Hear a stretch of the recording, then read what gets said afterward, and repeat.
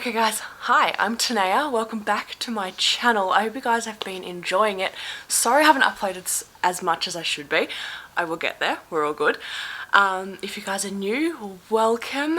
Today I'm just going to have a resining, sanding vlog of just how I resin stuff. I normally do it at night time, which is why the footage is kind of like bright but a bit grainy because I'm trying to do it with just the light on.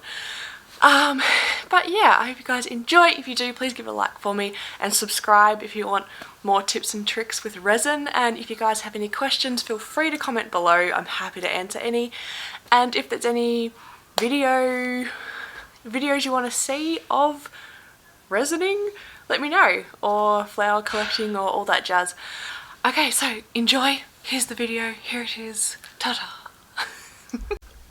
Alright guys, so I'm going to do some new pieces for the Etsy, and I have my little flowers down here. I have a couple under here that I'm just squishing a bit flatter than they are. And then we're going to pop them in their new goodies, and I'm going to test one of these out for a potential client and test out this big yellow flower in an orb. It's going to look so cute. Are you going to focus?